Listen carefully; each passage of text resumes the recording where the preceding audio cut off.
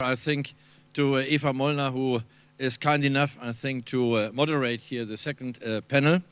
Those who have already been here, I think for the first one have seen that we had already a very interesting debate.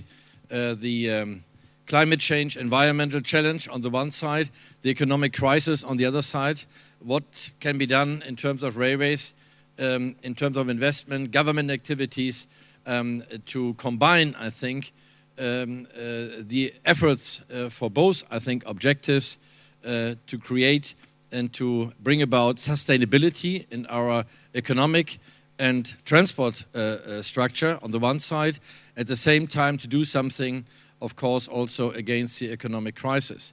Okay, we have discussed that, and now the second, I think, issue is here to say, okay, what can be in particular and more in detail, I think, the contribution of railways, what is the potential, I think, of railways really to make a contribution, I think, to solve these problems, in particular, of course, on the strong part of the railway system, making and organizing freight transport on long distances. So this will be the interesting issue, I think, here of the second panel. Again, welcome to everybody, and I'm extremely happy to hand over the floor to Eva Molnar. Eva, it's your turn.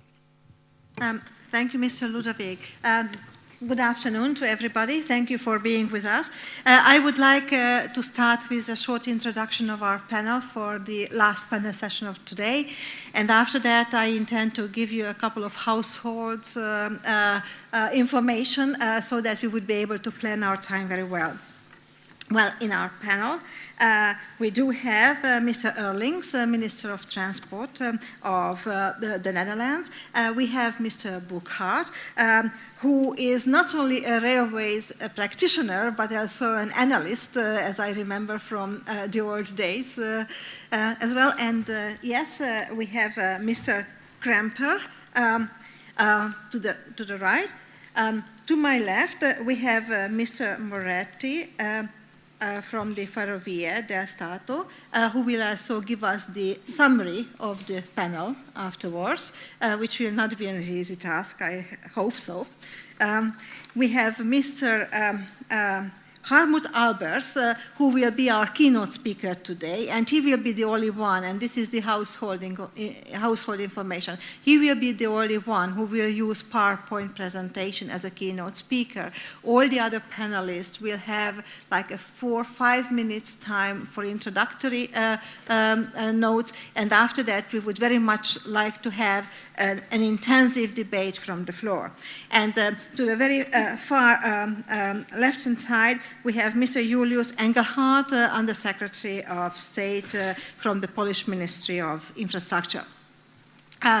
With this, I would like to open our panel, and I would like to give the floor to Mr. Albers for his presentation.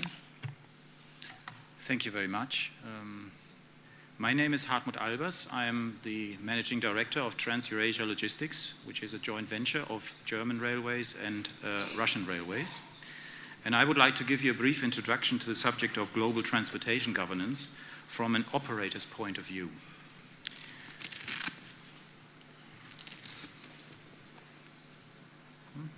Oh, yes, okay. It has been discussed many times before, but in mostly lengthy discussions. Regarding improvement of international rail transport, the awareness of market requirements disintegrates. National interests seem to push market orientation aside. If we all intend to increase the volume on rail freight services, we need first and foremost, sorry, I lost track. Concentrate on the intermodal competitors who already offer flexible market conditions. Potential customers for our rail services will not move their volume to rail if we cannot fulfill very similar conditions than air, road, or sea freight. Our focus has to be on convincing reasons for the market players to prefer rail transport to other transport modes. We, as Trans-Eurasia Logistics, as you can see on the slide, have designed a new product line under the name of Trans-Eurasia Express. which fulfills most market requirements. Presently, international rail freight, especially long-distance transport between Europe and Russia, Europe and China, takes place as on-demand service and mostly not as a regular service. This keeps away a considerable number of large competitors and companies who need regularity and reliability. Our intention is to start a regular weekly service between the three countries. In theory, it sounds good.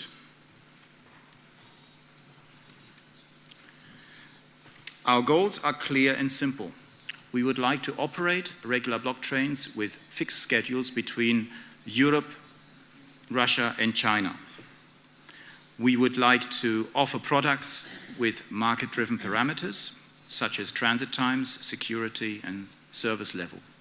And of course, we would like to have a successful intermodal competition. In practical terms, we still have problems. And these problems I have listed on this sheet. Pricing level, especially in comparison to sea freight, is much too high. The pricing flexibility, definitions and structures of national price lists go back to ancient times, and they have nothing to do with today's competition. Transit time, another very important issue. We know from our first pilot train in January 2008 that the transit time from Beijing to Hamburg can take as little as 13 days. Preparing our regular service, we discussed this figure with all national railways. Adding the confirmed transit time, which we got from the national railways, we can offer our regular service with a transit time of 18 days. Why? This is because in January 2008, we had a politically driven train to show the maximum possible. For a regular service, we have to accept 25% longer processes en route. This shows that we have a potential for better transit times and more market orientation. The main reason to move freight from sea to rail for any company is the shorter transit time. So far, we leave out 25% of this advantage. And the reliability. Once we have established an optimized transit time, we must also offer reliable transit time. If we say 18 days from Shanghai to Hamburg, we have to be there in 18 days, not 19 days, not 20 days. This is important to the market. Another problem is the documentation. We need simplicity and standardization of documentation. Most potential customers ask us about the difference in documentation between sea and rail freight. We hesitate to give the full story. We offer assistance so any customer can overcome doubts. If we look on the waybills of our last year's pilots trains, we count no less than 85 stamps on one single waybill. Is this really necessary? This reduces our market success.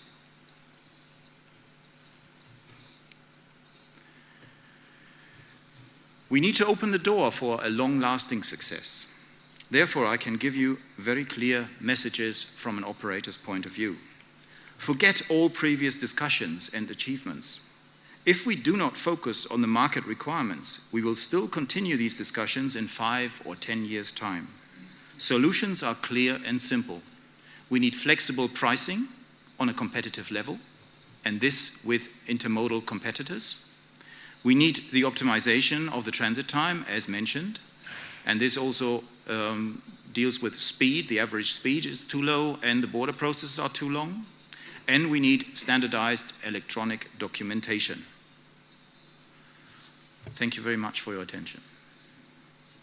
Thank you very much. You have given a lot of practical ideas for discussion and thoughts.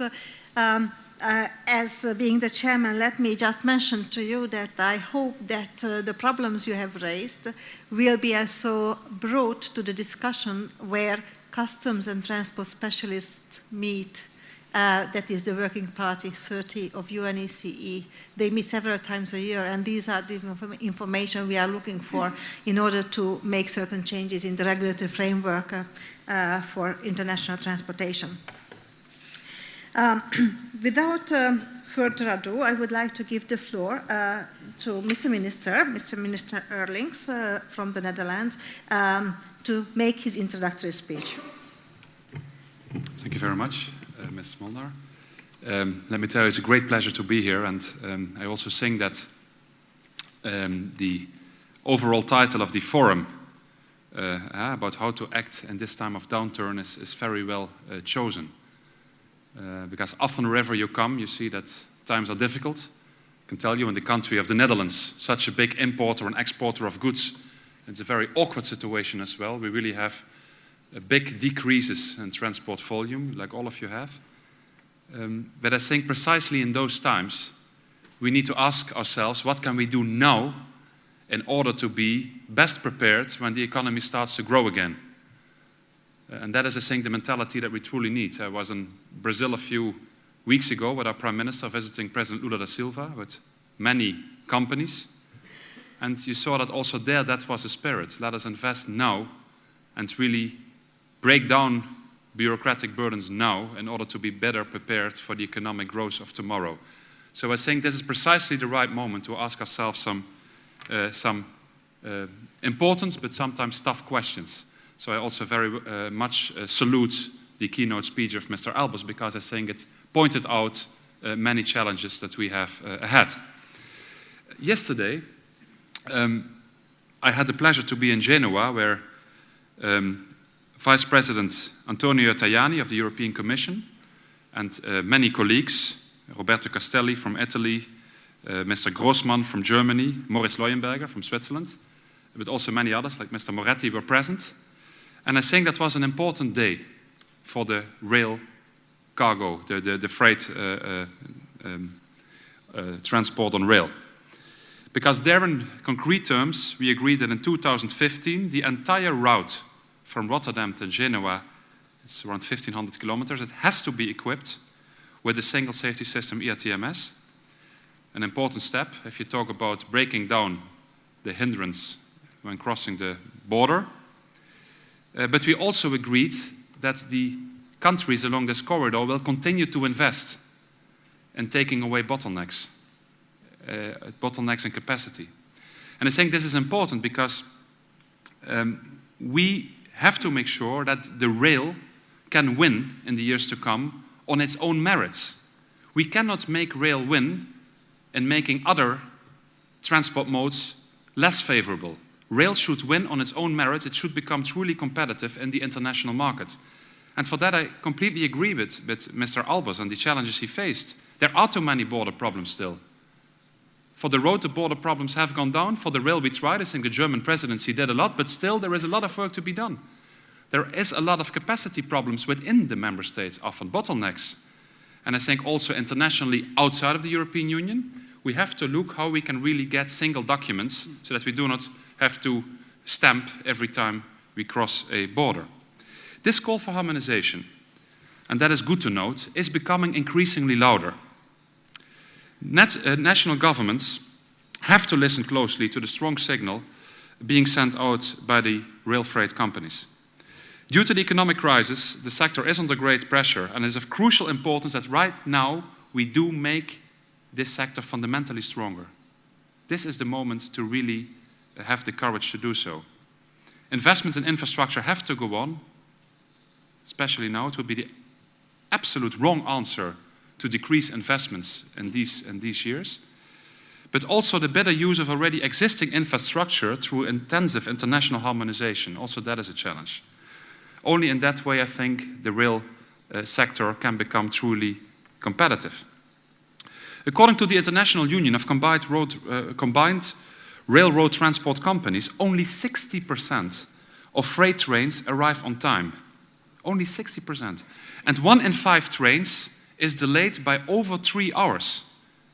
National borders still form a too strong barrier to the smooth flow of traffic. This is bad for the competitive position on the rail network and also bad for the environment. Chances are lost. A more efficient transport chain is virtually always also a more sustainable chain.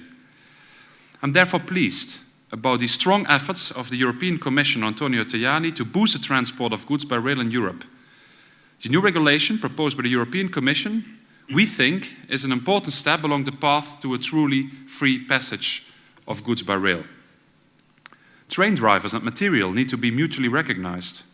Hauliers need free access to the network and terminals, and we need coordination between customs authorities and oversight bodies. I could go on and on, but we have to break through. We talked for years, and this is, I think, the moment. A great deal has been achieved for the corridor to and from Rotterdam, Duisburg, Basel, and Genova. In many ways, this corridor is a model for what we wish to achieve all over Europe. It's just one corridor, but this one is a kind of front runner right now. It is due to the collective commitment of the countries involved, the infrastructure managers and the hauliers, that we already made some progress. And I'm proud to say that the number of freight trains that crossed the border between the Netherlands and Germany at Emmerich in 2008, and despite of the crisis in October, November, December, it rose by 30%. And I think that this shows that rail transport has a future. But the precondition, of course, is that we do create a true network of well-aligned corridors. Only in that way we can ensure that trains run on time, that there is sufficient capacity, and that entrepreneurs will also dare to invest in rail transport. Together with all of you, the Netherlands would like to effect a link between the large rail corridors of Europe. And in this respect, allow me shortly to also emphasize the importance, not just of north-south connections, also from Hamburg, Bremen, from Antwerp down, but also the importance of the east-west link. The east-west connection between Warsaw and Duisburg that we would like to extend to Rotterdam and Antwerp later on. Next year, at a major conference in Rotterdam, we would like to make agreements about the realization of these ambitions, also to the east, to Russia. In that regard, we really have to focus also on what is happening at our borders, the borders of the European Union. The excellent cooperation with Moritz Leueuberger and his country Switzerland proves that it is possible to make good agreements with non-EU partners. It is for good reason that Moritz Leueuberger, who was also in Genoa, is present here already from this morning today. Last year I exchanged views with my Russian colleague Levitin about the efficient rail connection for transporting goods to Moscow, something that would be truly of benefit not just to the Netherlands and Russia, but to all trade partners and trade countries in Europe. Step by step, we are recording progress at the international level. What we, for instance, need to have is the development of a common consignment node. A common consignment node from Rotterdam to Moscow to prevent all these stamps that Mr. Albers was talking about. That would be a concrete strengthening of the competitive position of the rail network. Ladies and gentlemen, I am utterly convinced that rail corridors work. Last year, for the first time in history, more than 1 million containers were transported by rail from the port of Rotterdam. The shift in the model split was also relatively strong. Rail transport won 2% from road transport. And I also say to Mr. Kremper, in spite of difficult times, that is something to be cheerful about. The main reason, in our opinion, is the success of the Betuwe route, the northernmost section of the Rotterdam-Genoa corridor. The connection we have created, with all the problems there were in the startup, but this connection that we have created stimulates commercial elan within the rail sector and among shipping companies and agents. And this is what we need in these difficult times. So I know myself, knowing our financial position as a country, how difficult it is to continue investing right now, how strong the pressure is to decrease investment and to be very careful and wait a few years. And I would say, not just to all my colleagues, but also to myself, let's not fall into that trap. Let's continue to invest, and let's truly have the courage to break down all these bureaucratic burdens that do not serve anything else than functionaries and then government administration institutions. We have to break it down now. Let us make sure that at the end of this crisis, the rail sector is truly competitive. I thank you very much. Thank you, Mr. Minister, for this very stimulating speech.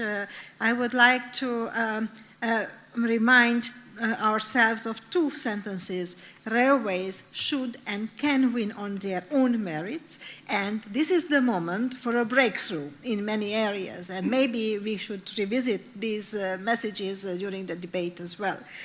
With this, I would like to move to Mr. Klaus Kremper, the CEO of Deutsche Bahn Schenker. Thanks very much. I'd like to give you a very short introduction about the issue we are talking about within the next 3 minutes. From a CEO's perspective, I think a lot of companies in Europe have done their homework in the last years. That's the reason why we can maybe a little bit afford also the crisis without dying in the crisis. And what we did is very simple. We made very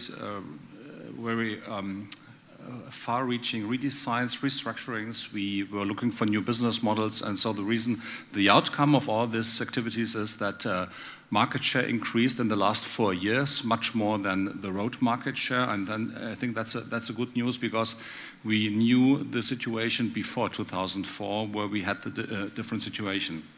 So what we have learned in the last years is that the railway system is appropriate for huge volumes and long distances. And since Germany, for example, is not big enough, we have to cross the borders in order to be competitive with the railway system.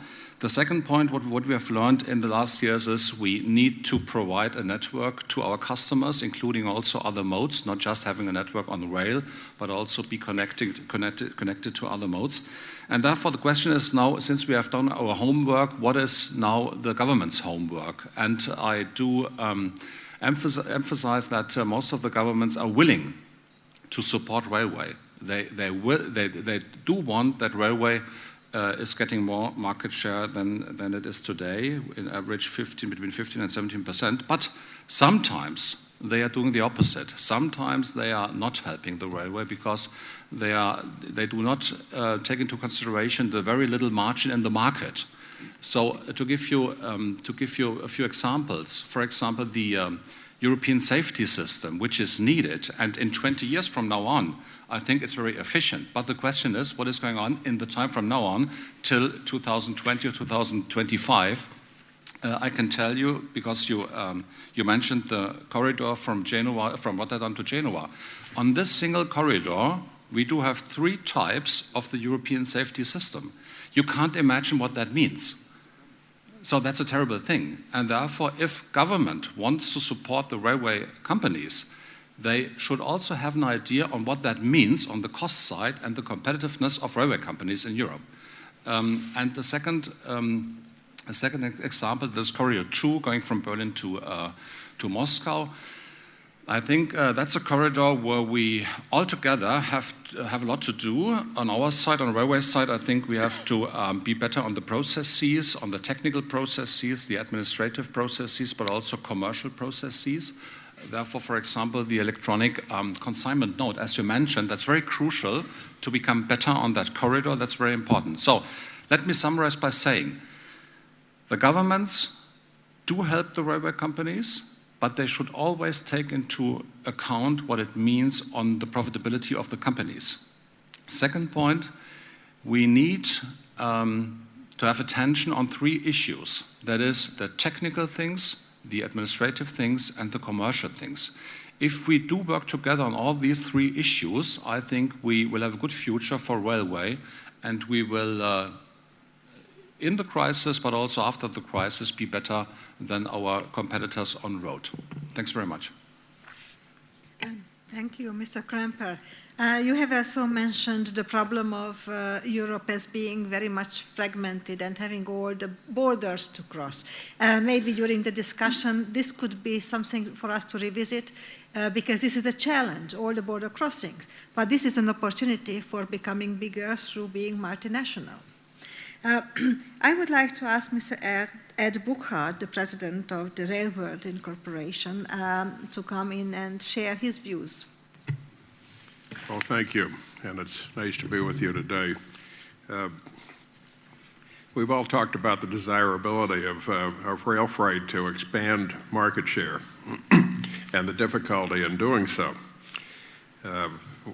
I'm not going to dwell on the economic, social, and environmental benefits of this, but I am going to dwell on some of the reasons why we have not had the increase in market share that we desire.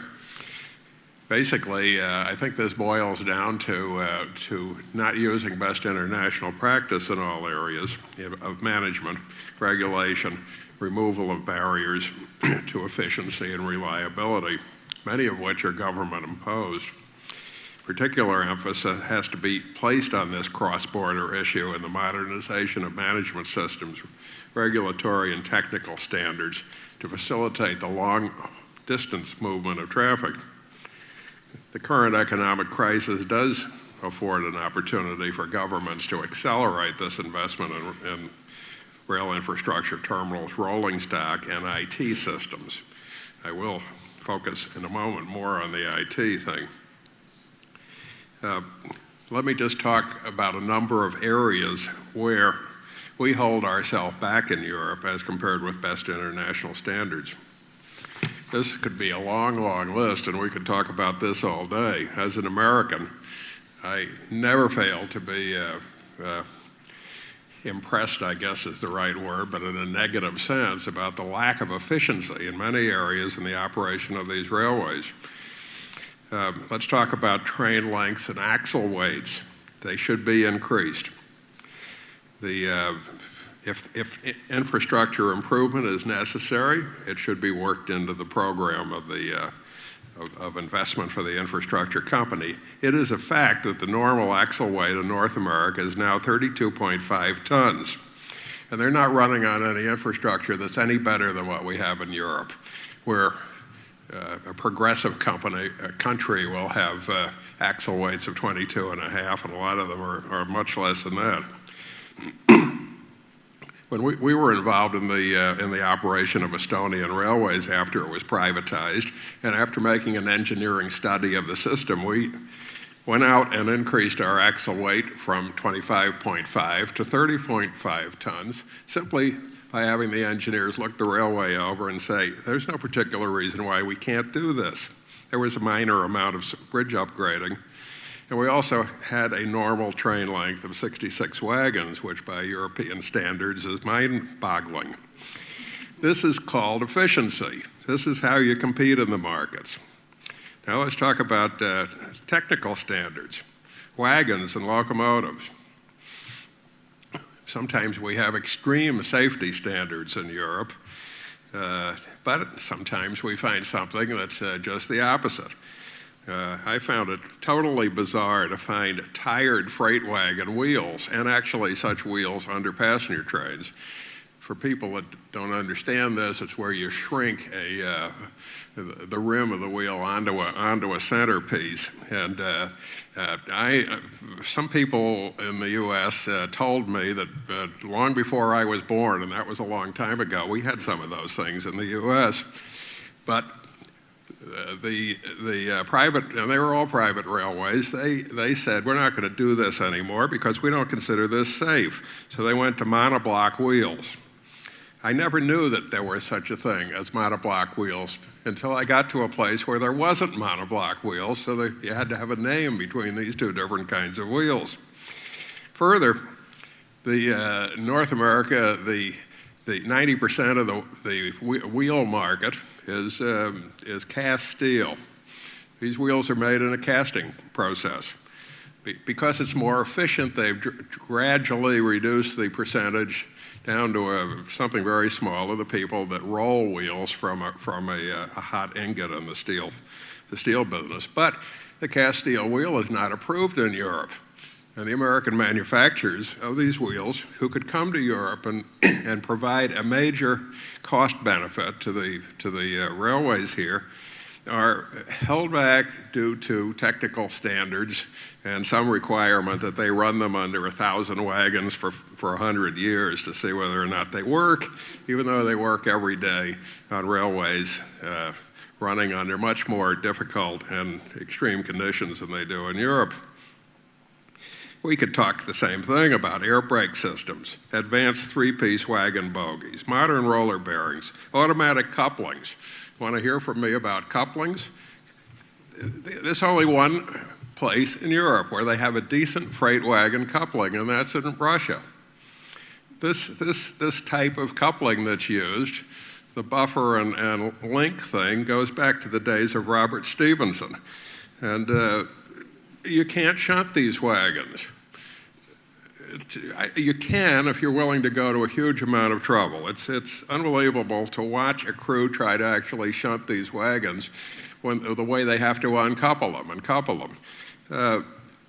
I understand that 50 years ago, the UIC, that then was the standards of the technical standards for the European railways, said, we're going to go to automatic couplers. And the way we'll do this is over a long time, phasing it in. They were going to start with the fact that any new wagon produced would have to have a draft gear pocket, which would, in the end of the car, which is the way that you attach an automatic coupler. They figured that after the old generation of wagons disappears, then they would have wagons that then could take the automatic coupler. Well, they waited 40 years, the time came, and then they said, well, we don't have the money to do this. Well, I don't know how you can not have the money to do it. The most costly thing you can possibly do is to not do that, and not have a decent coupler. There's nobody from the west side of the Atlantic that comes here that isn't absolutely amazed when they look at this operation. Furthermore, it isn't even safe. And this is in an area where the safety standards are so high in some respects, well, they won't approve the cast steel wheel because they haven't run it for 100 years. I could go on and on. This is just the beginning of it. This is big money stuff. This is big competition stuff. This is why the percentage of the market share of freight railways has not improved in Europe. I'm a manager.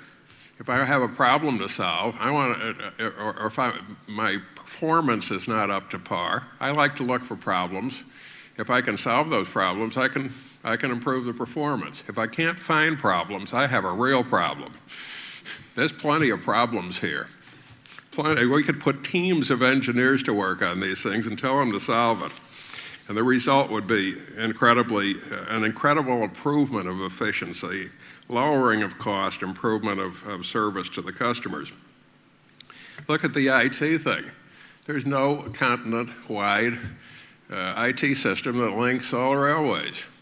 The U.S. faced this thing years ago. They put a team to work at the AAR, and God only knows what they did. They took 5 years to do it, which everybody thought was excessive. But they came up with a system now that every railway in North America subscribes to, where the movement data, the freight rates, the settlement of the revenues and all of that is all automated. And everybody subscribes to that system.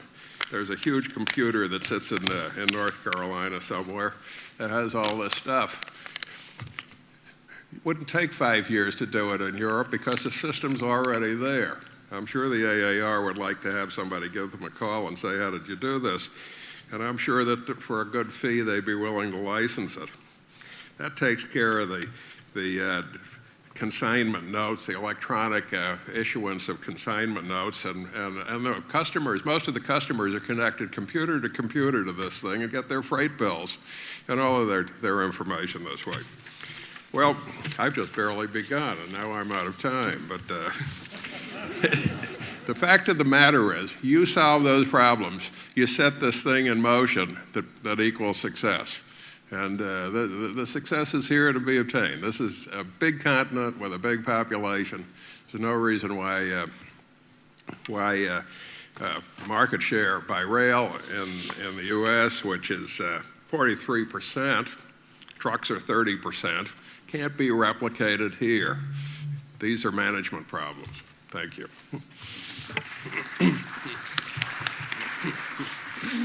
Thank you, Mr. Burkhardt, and I'm sorry to cut you short, and I know that you could have continued, but we have unfortunately limited time available.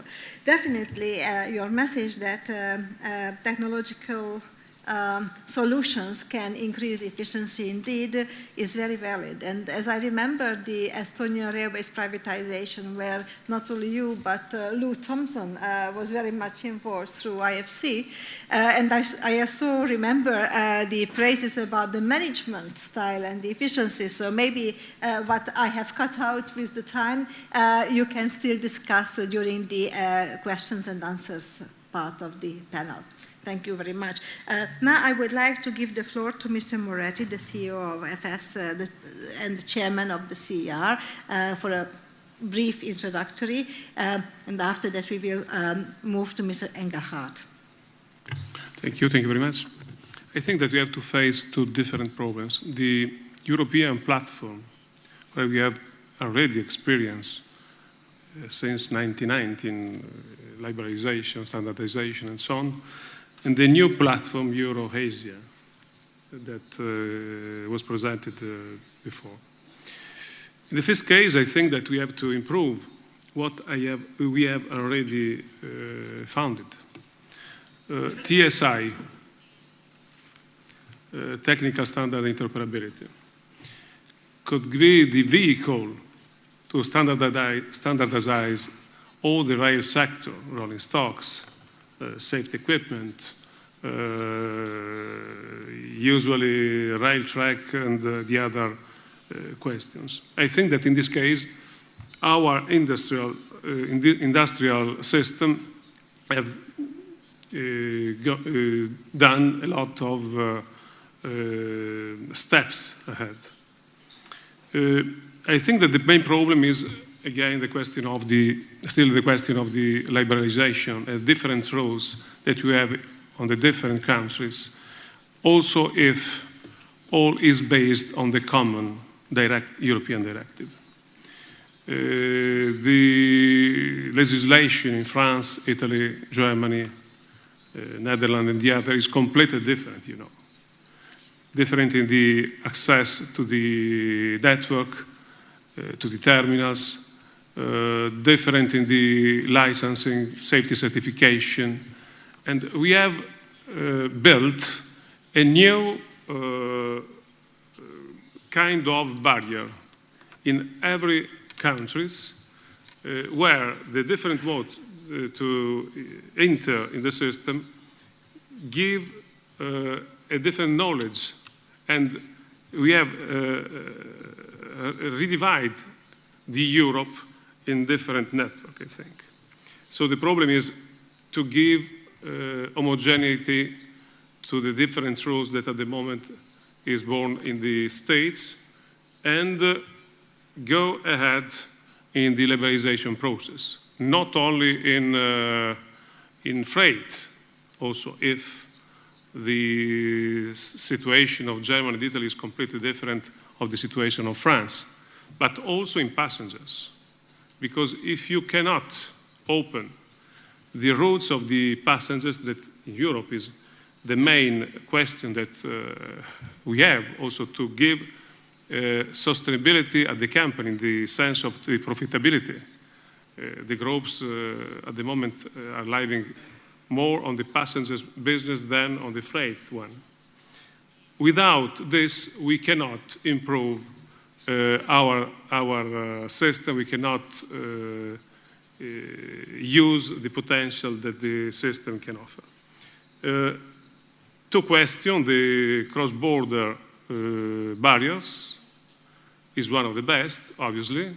We have to invest in the infrastructure to overcome the bottlenecks of capacity.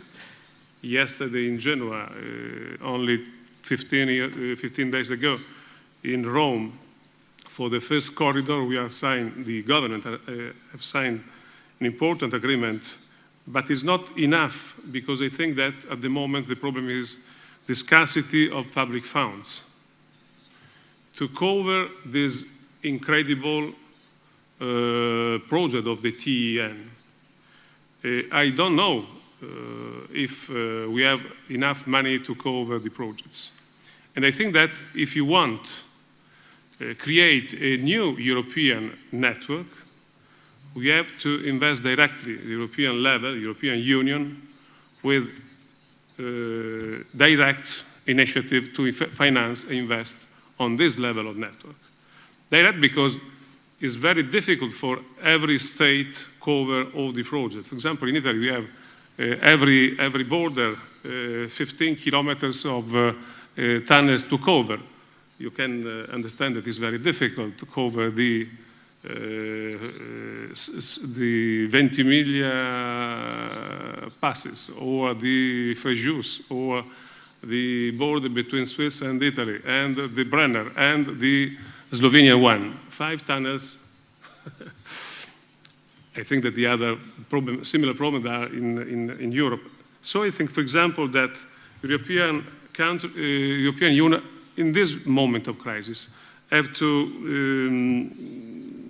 determine a stimulus package for this kind of infrastructure, cover the financial problem, for example, with European emission of bonds, and involving directly them, the European Union, directly on the equity to create the European network that at that level is determined that all the politician wants at the moment. Interoperability, ETCS is on the table. We have had in the past a lot of differences, or we agree with these new tools and we extend this tool in the national network, or was impossible to create a market without bottlenecks, without barriers. I think that the states, the government, and the companies have to show directly and without any prejudice the will to go ahead in this kind of question. I conclude only on the Euro-Asia question. The presentation was complete. I only have to suggest the problem of the differences between rail and maritime system. On the maritime system, you don't have any customs from the origin to destination. On the land, you have to pass, I don't know how many, 5. And I think that this is the main question, the standardization of and the simplification of the document, but vis-a-vis with this question, this is an administrative barrier, but is the main at the moment that I think is on the track of the opportunity to create competitiveness with the maritime business. But you know perfectly that in the Far East they are creating a new kind of fleet, 10,000, 12,000 TEUs for every ship. And I visited the Shanghai harbor only 1 month ago, created only for the Europe traffic. And is only one of the ports dedicated only at the European continent because of the importance of Europe and the opportunity to create new shipping to cut costs. Giving an immediate answer at our effort in this challenge. I think that we have to face this and face immediately at the same level, at the same way that we have faced in the European platform the problems of bottlenecks and barriers, the same in the other border. Interoperability of the track, of the system, safety system and so on, without the days and the flexibility or the reliability of the offers toward the customers, I don't know if could be at the same level of the maritime one. Thank you. Thank you very much. Thank you very much. To save time, I would like to give the floor right away to Mr. Engelhardt from Poland.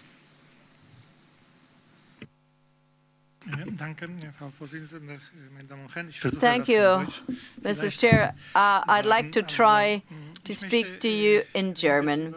I'd like you to tell a few things about the development of international rail transit in Europe. For a few years, we've now been discussing the possibilities to further develop international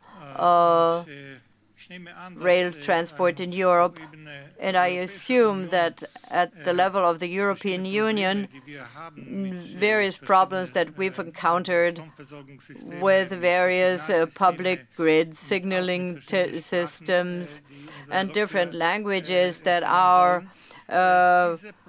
conductors should have a command of require a solution. I think the last directive about the European railway conductor license serves also to serves a solution of this problem. Unfortunately, some of the problems, that is the engine driver or the engineer's certificates, must be harmonized. That is the rail transport between Russia, Belarus, Ukraine, and the Baltic countries on the one hand, and between Poland and Germany and others. Actually, what we have, the main problem is, of course, that we have different track widths. Our European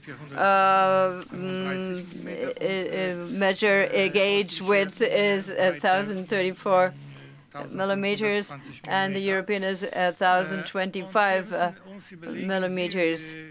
And we must really try and find solutions in favor of developing rail transport in our countries and to also benefit our eastern neighbors.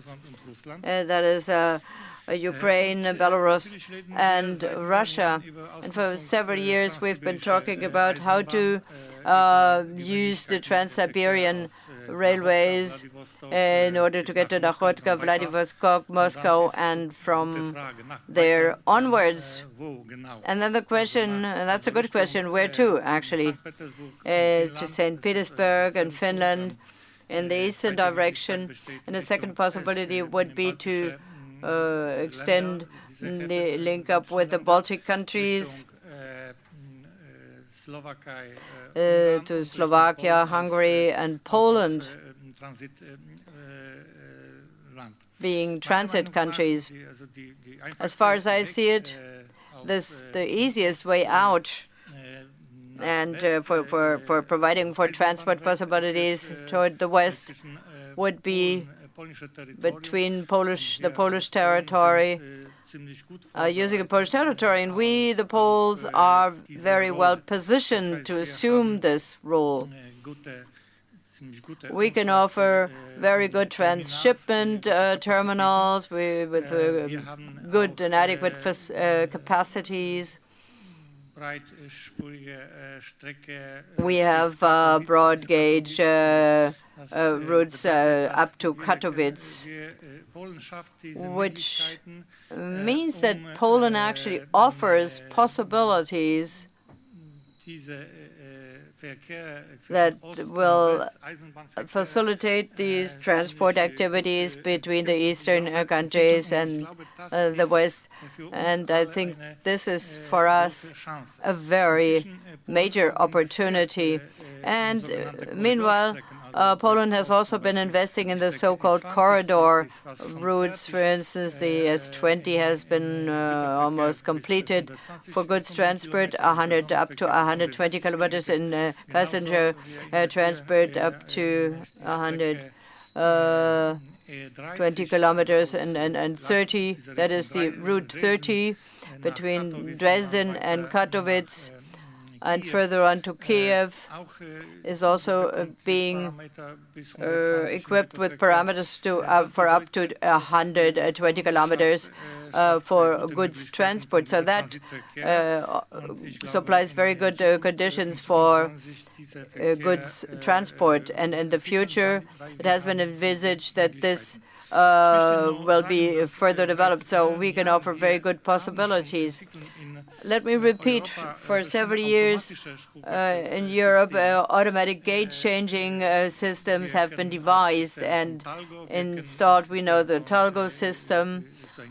We know a German system, that there's a Polish system, the System 2000. But what have we observed? What we've seen is actually that nobody's really interested in investing in this system. That is, no railways operator has so far invested in the in establishing an automatic gauge changing system. That, I think, is a mistake, because it really offers a vast chance, a vast opportunity,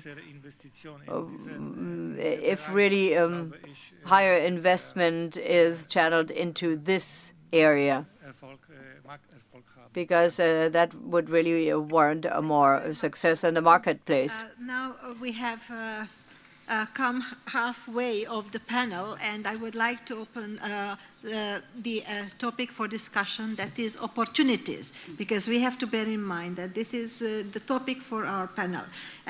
From the introductory speeches, we could hear that there are traffic opportunities, particularly in the Eurasian landmass. There are traffic opportunities not only in cargo in Europe, but in passenger as well. However, if we want to have results, catch these opportunities, there are certain conditions needed to be met. Investments, even maybe stimulus packages for special investments, harmonization, technical, administrative, get rid of the bureaucratic red tape. We need a single consignment note. We heard that. And you know, the previous panel I attended was on roads. And in road transportation, there is one single consignment note based on the CMR convention. In railways, we have several solutions. We have the CIM, we have the SMGS, and thanks God for the excellent cooperation between OTIF, CIT, and OSGD. There is now a common platform, but maybe this situation is far from adequate. We need to do more, and maybe we will have to consider the need for a common platform, even globally. And of course, you mentioned that we need to continue liberalization. What actually I haven't heard you saying, and maybe it will come on, to continue the reforms of the railways. And I haven't heard you saying that maybe where we have a lot of liberalization of railways, we need to have a customs transit system as well.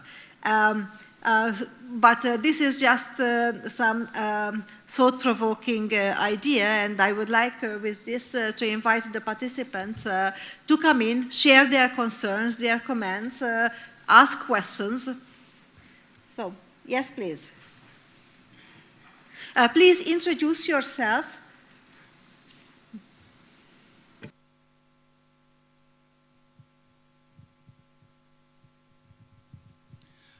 Good afternoon. Thank you very much for your presentations. It's very interesting.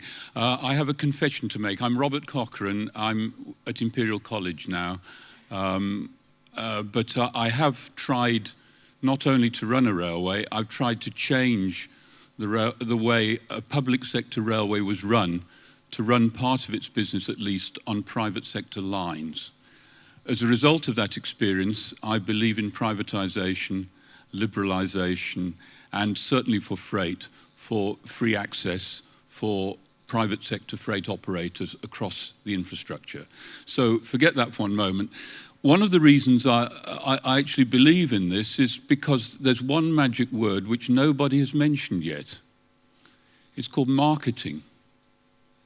Now, one of the reasons for the success of private sector freight rail operators is they're actually very smart at working out which markets have the volume that they require and in which they have competitive advantage.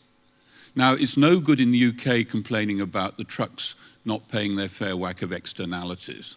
They're probably the highest tax trucks in the world, and they probably pay more of their externalities at the moment than the railway does. But the railway operators have been able to compete, the freight operators, by establishing exactly which markets in which they're likely to succeed, and by operating on them on a trial basis and then expanding their services in the areas which are beneficial. Now, just to give an example of this, I'd be very interested in Mr. Albers' work, because I have done some work in Central Asia. My figures suggest that trying to compete with 10,000 TEU vessels coming round from the Chinese coast to the German coast is a mug's game. You can't compete on frequency, it's tough to compete on time, and you certainly can't compete on cost. But there are huge areas of central landlocked countries within Asia where there should be a competitive advantage for rail. Now, it seems to me that what we've got to do is look very hard at where rail freight has competitive advantage and then say what's needed to open up those particular opportunities. So we should prioritize on the low-hanging fruit first by looking at the markets. I wonder if anybody has anything to comment on that. Very good, thank you very much. Maybe we collect some questions. You want to respond now? Let's collect 2, 3 questions and then response. Yes, please. We need a microphone here. Yes, could you please?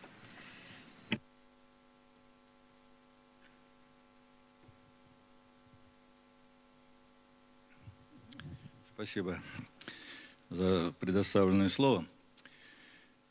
Thank you very much for giving me an opportunity to say something here as well.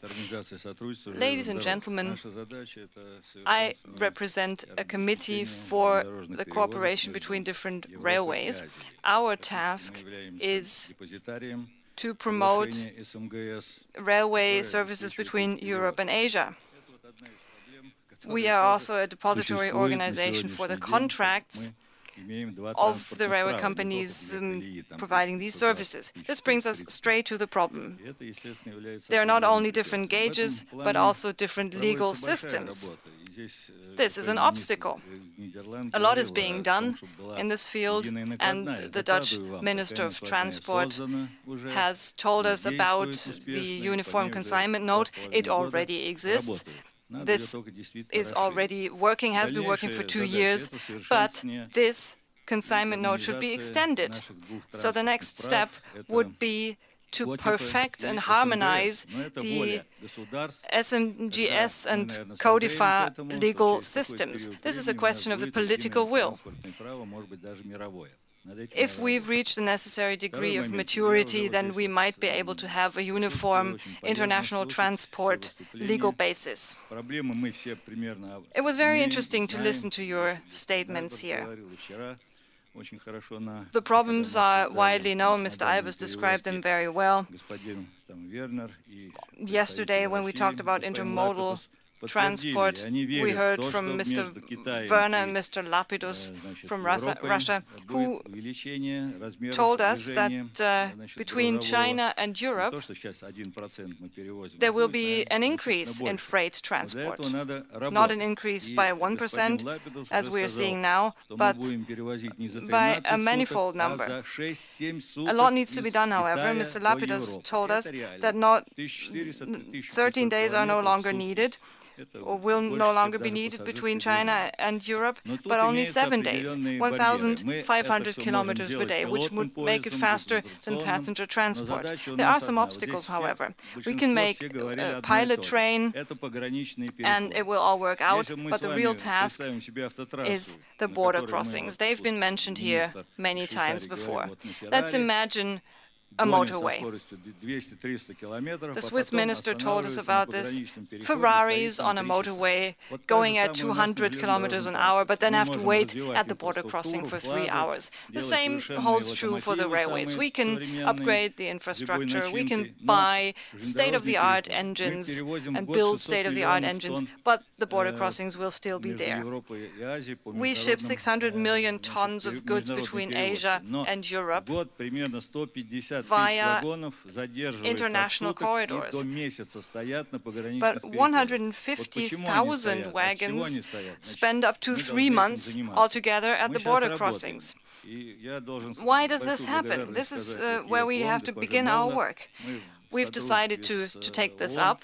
And I have to tell Ms. Molnar that together with the United Nations, we've already made a lot of headway. We would like to prepare an international conference on these issues with the aim of facilitating border crossings.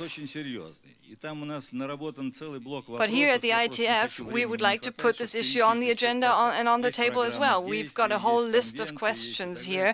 There's an action plan, conventions, etc. It's all been prepared, and all this legwork that we've done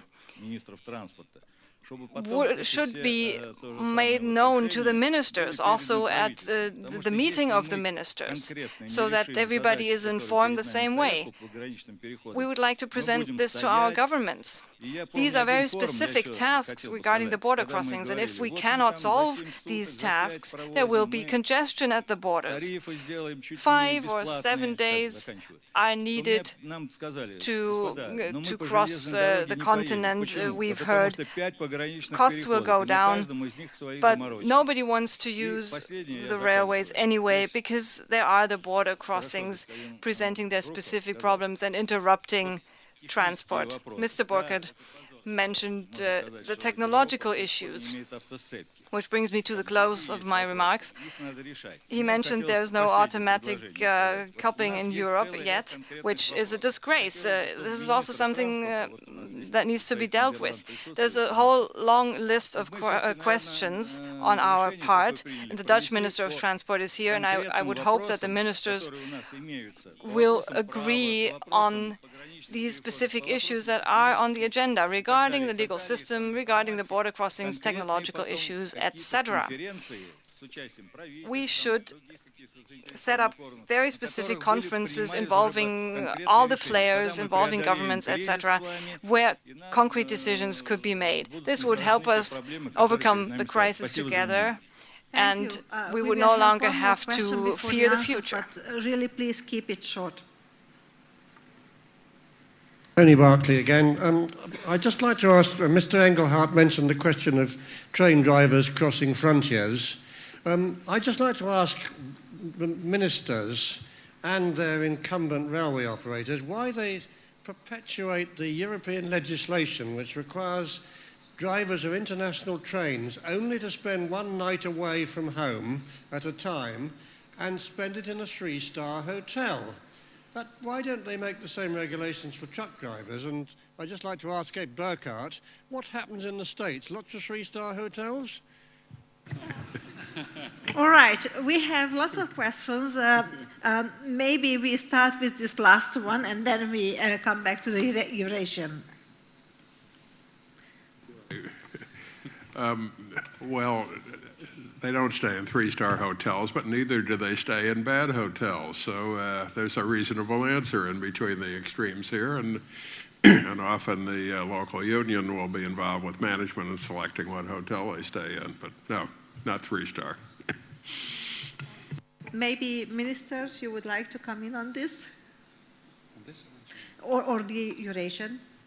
No, perhaps if I can give a comment to the topics that were raised by many people. I think that we as politicians should ask ourselves, should have the courage to ask ourselves tough questions as well. We have been, not just on a European level, but also on a national level, perhaps sometimes, and I speak in general terms over all the member states, not enough self-critical, where we can and should make the industry more efficient. I know in my country we came from far. We had our national rail company, both for passengers and for cargo. But we said we change our system. Now DB Schenker is, I think, our biggest partner.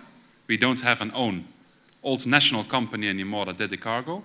And we're completely opened up to competition. And I think that at the end, there were many questions at the beginning that did us a lot of good. There is competition, and companies are marketing themselves towards the market. And I think that has been a very important drive. If I look at the rail employees per kilometer of railway line, a comparison between many nation states here present today, and I know it's not always fair to completely compare, but if you see the difference, it is really astonishing. From 16 in the Ukraine, around 16 employees per kilometer of railway line, to around 1 in the United States. And that is the range. And then I say to myself, we ought to ask ourselves critical questions. How can we improve our efficiency? I was in Genoa this morning and yesterday, as I said, and I heard there from some companies that finally, and that's I think a very good thing, but Mr. Moretti knows much more about it than me, Italy had the courage to break down a law that obliged every train to be manned by 2 drivers. Congratulations. And I think that is what we have to do, all of us. Break down these old legislation that is not so much anymore a protection, but that is a hindrance to true efficiency and to true competition. And it takes some courage because, of course, there are always parts of society that will say, no, but these are the social rights we build up. At the end of the day, it's not social because you deprive this business of real chances in the market of today and tomorrow. And that's the statement I would like to make in reply to your question. Thank you. PKP is famous for staff reduction in a short time with a very good package. So maybe there is something you would like to add, Mr. Engelhardt. Zuerst über diese neue Regelung, wenn es Übernachtung in der. First of all, let's talk about overnight stays of train drivers. This is new rules. These new rules. If I understood you correctly, you wanted to know why train drivers can only stay for 1 night outside of their home country. Well, that's a very good question. I'm not very satisfied with this rule either. But I believe that our colleagues from the unions are the ones who should be posed this question. What was the issue, actually, that was supposed to be addressed with this rule? I believe our union colleagues wanted to achieve the following thing.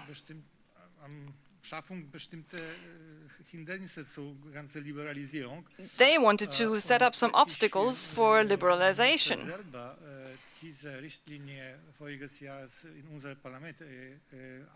I had to present this directive to our parliament last year myself, and I know, therefore, that more negotiations with the unions are planned in order to change the rule. This rule has to be changed. I can't imagine it continuing to exist in the future. When it comes to restructuring personnel and staff, well, in the last years, PKP has reduced its staff by more than 7,000 people in Poland. And this had to do with the general crisis. Issues you would like to come in? Yes. First of all, I'd like to pick up Mr. Cochrane's comments. Yes, you're quite right that one must think about the competition on freight traffic between, say, China and Europe, whether it's more efficient to have the freight transported by sea. From the rail point of view, we do not intend to compete price-wise. We intend to compete amongst the portfolio of different transport modes. There is air traffic, there is rail traffic, there is the combined air-sea traffic, and there is a sea traffic. And we find ourselves somewhere in between those 4 transport modes, price-wise, transit time-wise, and we are sure from market analysis we made that there is enough volume for a rail transport on that route in the end, if we can overcome all the problems I've mentioned before, of course, and if we have similar conditions to the market from the rail point of view. And if that is the case on the route between China and Europe, we will be able to set up a regular scheduled traffic, a weekly train going each way. Of course, I showed you the triangle, so we're also discussing Europe to Russia traffic. And the Europe to Russia traffic, our main competitor is the road. We have road transport, and with the road transport from Europe to Russia, we can compete price-wise. We have a similar level of prices. China to Europe, we are above sea freight level, of course, and we will always be. But with the road, we can compete from Europe to Russia. And the third side of the triangle was the China to Russia traffic, which is, sounds to us here probably a little bit exotic, but it's very interesting because there is a lot of traffic taking place there, and the advantage in transit time is enormous. We talk about advantage in transit time between China and Europe of, say, 12, if we can improve it a little bit, to 15 days. If we talk about China, say, any of the ports, Shanghai, wherever, around to St. Petersburg, and then inland, I don't know, Nizhny Novgorod, Novosibirsk, or whichever place in Russia, we are talking about a time advantage of 30 days, 30 days, which is a lot. And then we have a best argument towards the market to say, if you have time-critical goods, we do not want the huge volume of the big ships because we cannot cover that anyway. We can take 100 TEU in one train and not 10,000. And therefore, we are a niche product, but we can be the transportation for the more time-critical goods.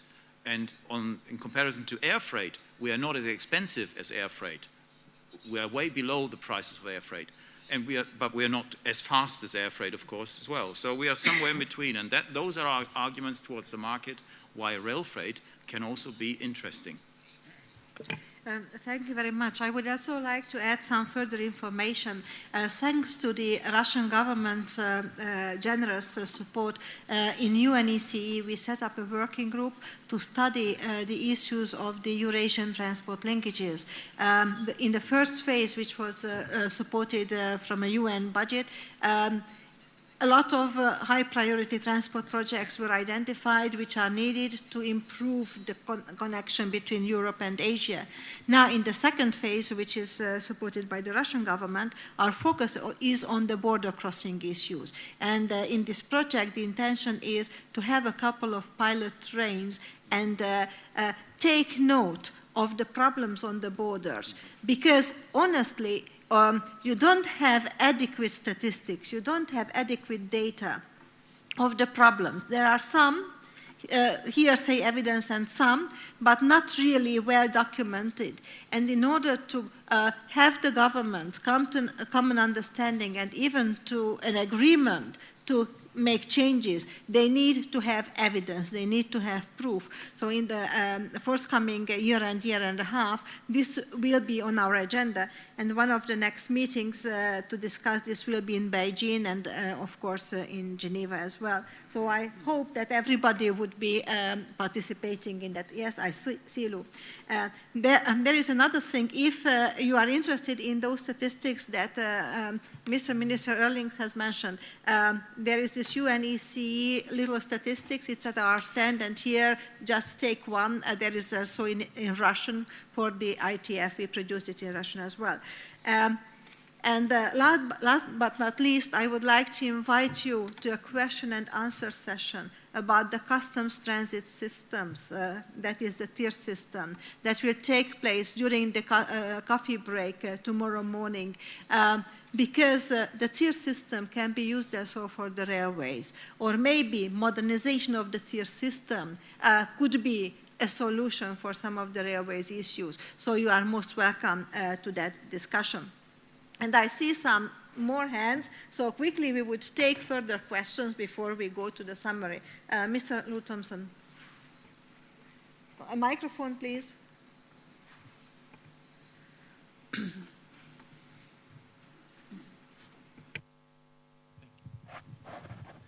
Just two quick observations. One, the conversation about containers across Russia could not have been held 10 years ago. It would not have worked. The Russian railway that we're dealing with today is utterly different than MPS of 10 years ago. It is commercially oriented. It does care about business. It will work hard to deliver traffic against a time standard or a cost standard or a service standard. It is interested. And it would not have been 10 years ago. And 10 years ago, they really couldn't have moved traffic across Russia because of their divisional boundaries, which they have now broken down. So that's an interesting data point. Another one is DB itself. DB now is doing that thing that I've been arguing for many years. They actually offer, one company can offer origin to destination rail service across a lot of borders. And that's a real change. And that, to me, points part of the way of solving this problem of getting rid of the boundaries, which is what the Commission was trying to do all along, and the industry hasn't responded. Now it's beginning to respond, and I think that's a very positive step.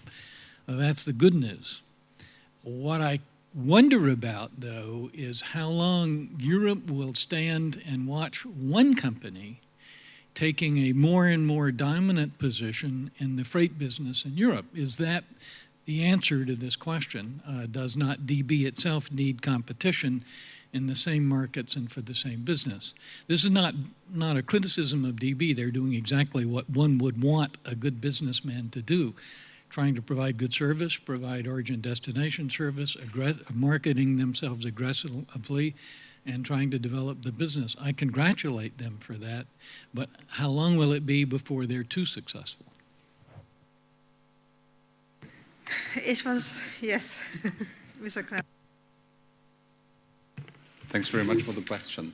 I have two remarks. First one is, you said the Russians are changing so much. You're right.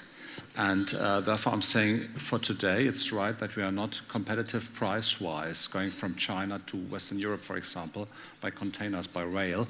But we have just started to cut cost, you know.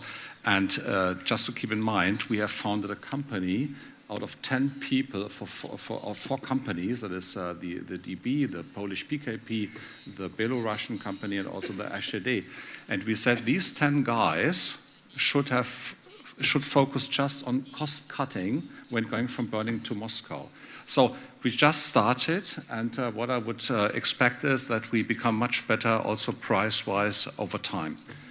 Next point is, you are right, we did our job in the past, and we have done a lot in terms of the production systems, the processes, the redesign, and in order to get privatized. And the second, what we did is we tried to build up a network in Europe, because we have learned that our customers do not need just from A to B in Germany. They said, we need the same quality you provide from A to B in Germany, also from A to B, if A is in Germany and B is maybe in Russia. So, and that is due to the fact because we have learned that we need efficiencies, economies of scale, and that means we need long distances for the 4,000 locomotives we have. So therefore, I think we learned that. And now the answer of your question, is DB maybe too successful? I don't think so, because we have just 25% intramodal in Europe, and we do have, I think, 3 or 4% intermodal in Europe. That means most of the traffic is done by road. That's the point. And therefore, I think the 25% on intermodal basis in Europe, that's not too dangerous for all the other competitors. I believe in competitors. I believe in competition. We are faced with 300 competitors in Germany, and nevertheless, we succeeded a little bit. So therefore, please come, all your competitors, and we see what's going on then. We shall take one more final question, a very brief one. Yes? Oh, sorry. Okay, two very brief, but very, very brief. First here, then. Yeah, okay. I'm Paul Arends from Belgium, Flanders. I'm European Affairs Officer for the Flemish Public Transport Agency. I've heard a few times the same statement that the rail business should increase its competitiveness by its own merit. Seems a fair statement, but it has been suggested management should be improved. There should be more creative technological solutions, like our American friend has stated. Marketing can be better. But I think the fundamental thing is that today we do not have a European legislation which creates a level playing field. You can only have fair competition between transport modes when every individual transport mode pays exactly for the external cost, for the damage it causes to the environment and to people. Now, one of the things which scandalized me in the draft European legislation on Eurovignette is that one of the worst things for the road transport sector, the accident cost, you can't even calculate accident cost. You're not allowed to do it by the Eurovignette legislation, which means that the heaviest external cost is put to zero for the road transport sector, which is completely unfair. So I agree with the statement that, yes, marketing has to be improved.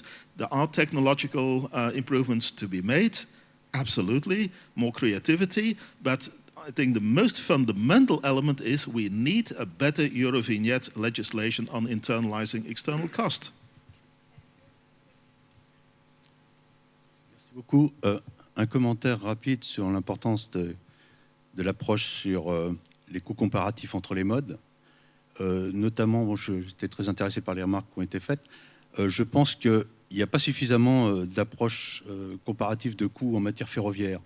Par exemple, je serais curieux de savoir quelles sont les références qui sont prises pour le coût marginal d'utilisation de l'infrastructure d'un train.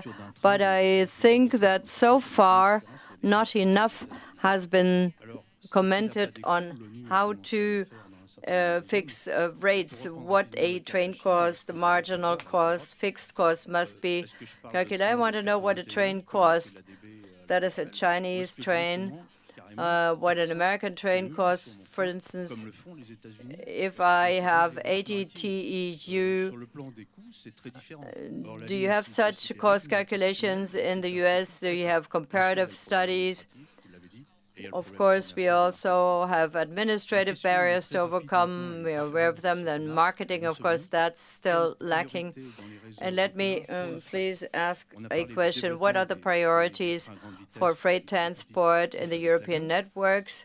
We've talked about high-speed train connections that are to compete with air transport activities, and now we're thinking of freight, of goods transport. We're still dealing with conventional modes of transportation.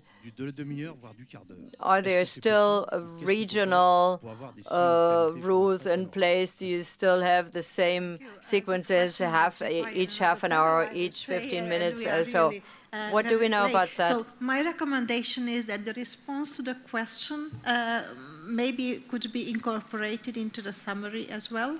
And with this, we move to the very final stage of the panel. Mr. Moretti.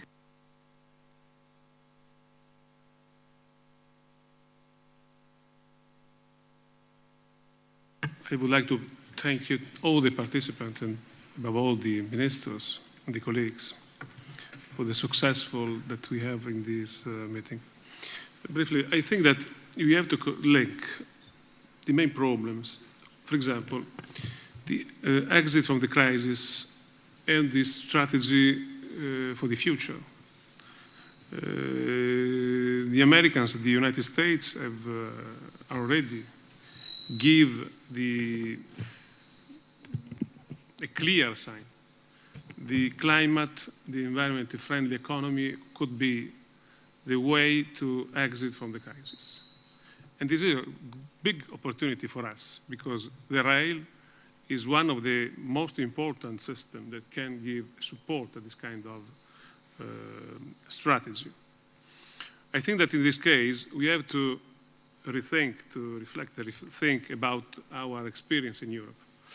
For example, the Swiss experience is better than the European Union experience or not? the discussion is given the right answer. The strategy based on the, first of all, the balance of the price system among the different modes of transport, considering the internal and external cost, and the choice to invest in rail basing on the policy on the right price system that include the internal and the external cost is the basis of this strategy. I don't remember the last of the have given the information about this. Fair competition, I think that is the way to face the problems that we have to relaunch in the policy of the European Union. And in this case, the other leverage is obviously invest in the European system, at the European level, the rail European level system, that could give at the European Union the competitiveness in the future among the different continent forces that at the moment there are. For example, the Asian.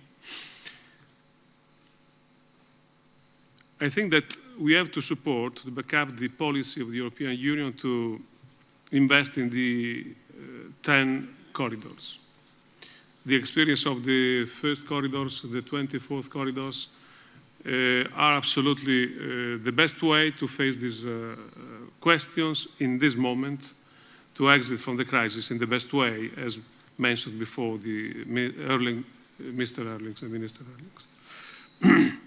I think that we have to ask for a bigger stimulus package for European investment in rail, because at the moment, if I consider the other investment, for example, the Chinese one, we are not there at the same level. And in this case, we have to reconsider the policy that the European Union have to do in this field. I think that we have to involve also the private investment. For example, in the biggest city, where the state financement could be a good support in the most important bottlenecks, because in the congested biggest city in Europe, we have to invest a lot to avoid that this could be in the corridors the most barrier that we have to face. And obviously from the single states, the policy of the states is completely different because of they balance problems, deficit problems, and so on.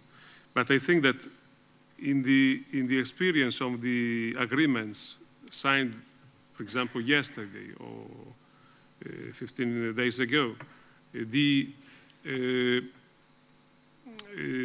engagement of the state to finance contemporary in a common program all the piece of the corridor could be the way to give the right solution of our problems.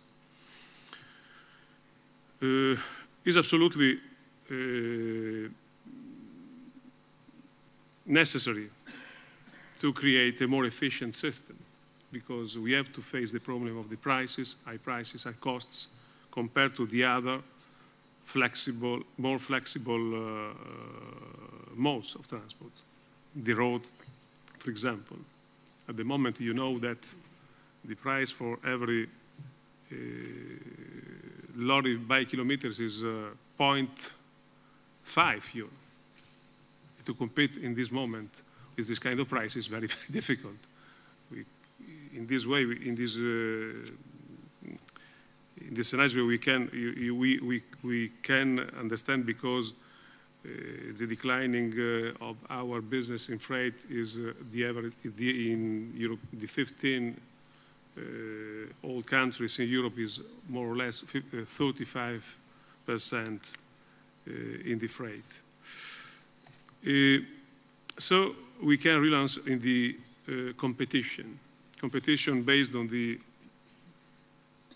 real liberalization, open to the experience of privatization, considering focusing the point to realize the free access to the network. For example, the terminals, the nodes,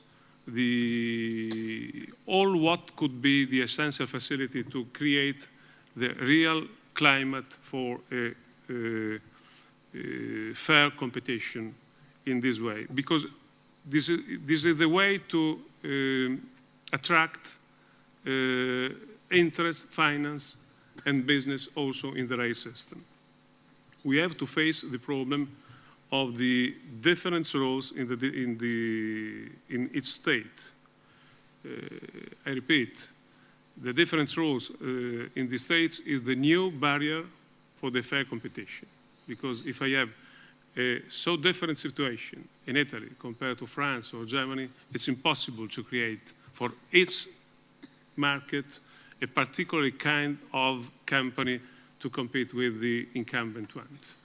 So we have to reconsider the roles in every state, and we have to create the condition to go ahead, for example, in the roles of licensing, safety certification, capacity, and so on. I believe that to improve our system, we have to face the technical barriers and improve the harmonization of the TSI, creating in every country the condition, the will to simplify the possibility to install the new system.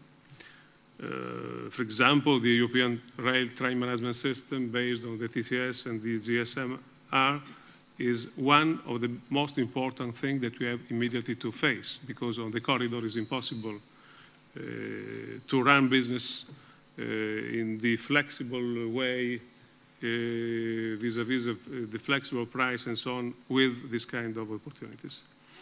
And I think that we have to face a new question, not only the problems of the European Union, but consider the relationship with the Asia. And we have to consider the relationship with the Asia the same way that we have faced the problems in the European scenario. The problems are the same, obviously, with another kind of competition, because in the European we have more competition by road. In this case, we have more competition by maritime, but the problem is not so different, I think. Sorry.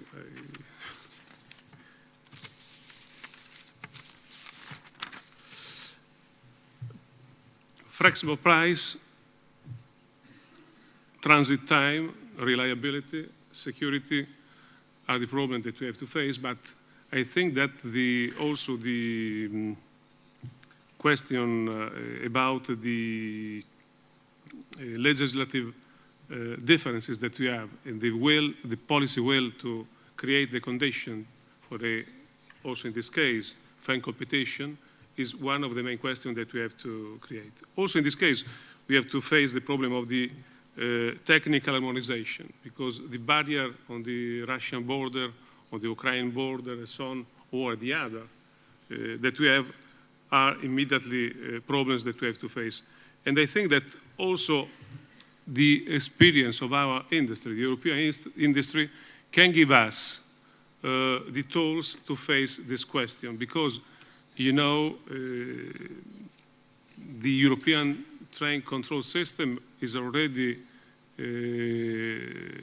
chosen by the Chinese or the Indian or in our continental platform. So could be the same system, the same tools that we can export, creating the new homogeneous system in the world, above all on the main corridors, obviously.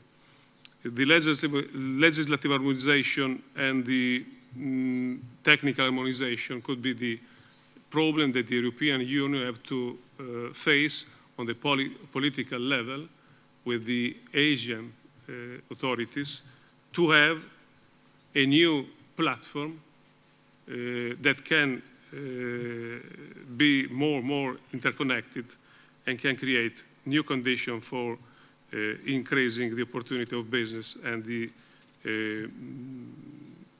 good condition for the exit from the crisis in the best condition for our countries, but above all for our system and the rail community. I thank you for your attention, for the suggestion. It's a good way to compare our opinion and to create the right situation for new proposal that we have to support in the best way in Europe, in our states, because I think that in this moment the rail community don't have the sufficient attention that we need. You need to have the opportunity to exit from the crisis in the best way. Thank you very much. Thank you, Mr. Moretti, for this very thorough summary of the panel discussion. I believe discussion cannot be stopped now. We can continue it during the reception and during tomorrow and the day after tomorrow, but not here, not in this plenum. Because of this, I would like to thank for all our panelists for their contribution, and I would like to thank for all the participants for their excellent and active participation. And thank you, interpreters as well, for staying with us so long. Thank you.